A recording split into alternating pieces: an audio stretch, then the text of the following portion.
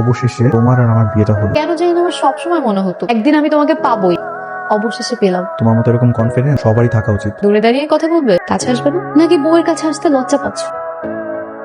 যেখানে বিয়ের আগে সবকিছু দেখে ফেলছো, সেখানে আর আমার লজ্জা লাগার মতো কিছু আছে? এত সময় কথা বললাম না তো, বাসা ঘরে এরকম পচা কথা বলতে হয় না। বাসর ঘরে কি করতে হয়? তুমি জানো না কি করতে হয়? আমার পা ভেঙে গেছে।